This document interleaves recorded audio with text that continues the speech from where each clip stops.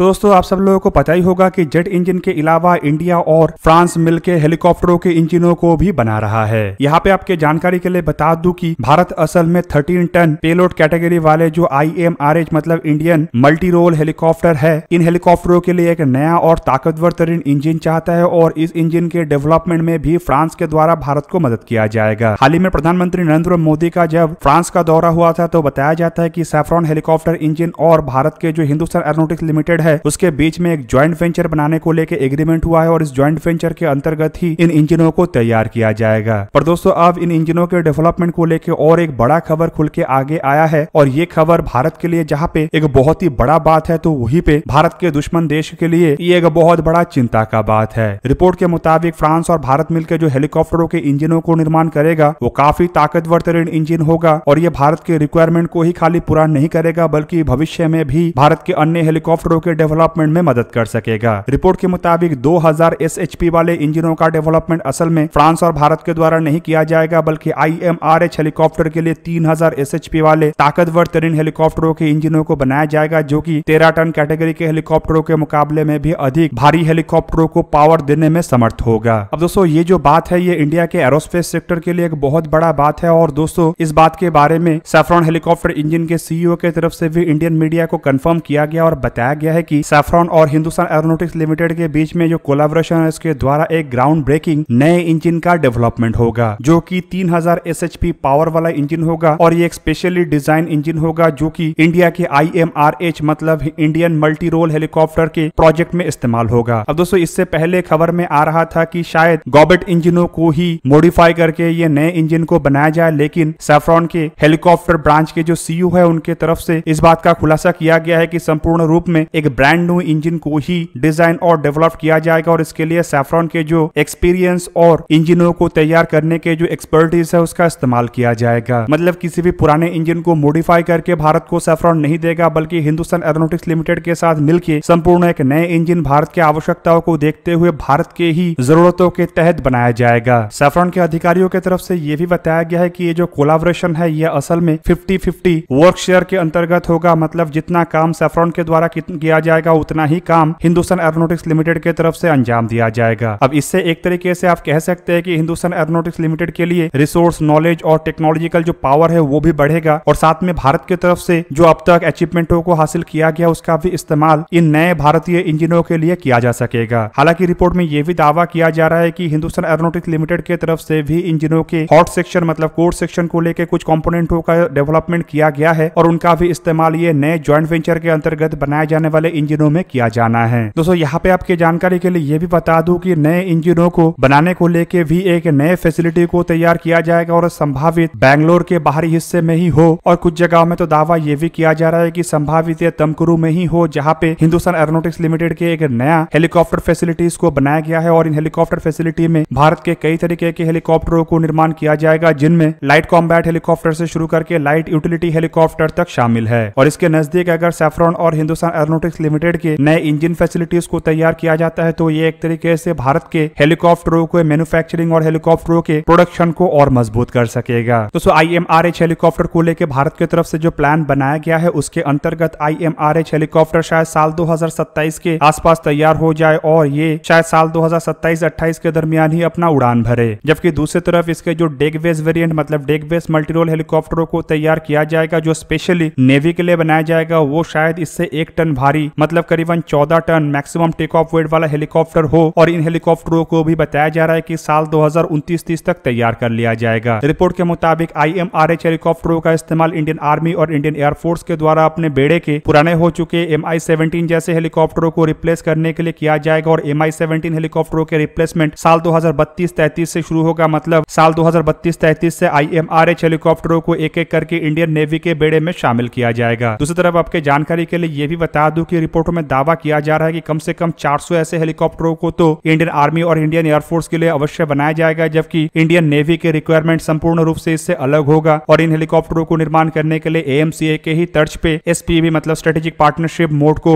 तैयार किया जा रहा है, जिसमें हिंदुस्तान एरोनॉटिक्स लिमिटेड और कुछ प्राइवेट कंपनियों के द्वारा एक कंसोर्शियम बनाया जाएगा और उसी कंसोर्शियम के द्वारा इन हेलीकॉप्टरों के मैन्युफैक्चरिंग किया जाएगा। और दोस्तों SPV मोड को इसलिए चुना जा रहा है ताकि प्रोडक्शन रेट अधिक हो और जल्द से जल्द हेलीकॉप्टरों के रिक्वायरमेंट रिक्वायरमेंट को पूरा किया जा सके। और दूसरी तरफ इस दरमियान हिंदुस्तान एरोनॉटिक्स लिमिटेड हेलीकॉप्टरों के प्रोडक्शन में संपूर्ण रूप से लिप्त नहीं होगा, जिससे कि हिंदुस्तान एरोनॉटिक्स लिमिटेड अन्य हेलीकॉप्टरों के डेवलपमेंट के प्रोजेक्ट में भी अपने फोकस को केंद्रित कर पाएगा। अब दोस्तों यहाँ पे IMRH हेलीकॉप्टरों के इंजनों को लेकर ही भारत की तरफ से बड़े डेवलपमेंट नहीं किया जा रहा है, बल्कि दूसरी तरफ अगर देखा जाए तो अनमैन एरियल व्हीकलों को लेकर भी भारत की तरफ से हाल ही में एक बहुत बड़ा डेवलपमेंट किया गया है। रिपोर्ट के मुताबिक भारत के और एक प्राइवेट कंपनी जिसे कि स्काईहॉक एरोस्पेस का नाम दिया गया है, ये हाल ही में ही C-35E VTOL अनमैन एरियल व्हीकलों को शोकेस किया है। और दोस्तों इससे आप लोगों को अंदाजा लग गया होगा कि किस तरीके से भारत के प्राइवेट कंपनियों के द्वारा अनमैन एरियल व्हीकलों के डेवलपमेंट में बढ़ चढ़ के हिस्सा लिया जा रहा है और किस तरीके से भारत में अब UAV को एक बहुत ही लार्ज स्केल में डेवलप किया जा रहा है और कैसे प्रधानमंत्री नरेंद्र मोदी की तरफ से जो भारत को ड्रोन के हब बनाने का एक इरादा जताया गया था, उसे पूरा करने के तरफ भारत के सभी कंपनी लगा हुआ है। दोस्तों स्काईहॉक एरोस्पेस एक ऐसा कंपनी है जो पहले से ही अनमैन एरियल व्हीकलों के सेक्टर में काम कर रहा था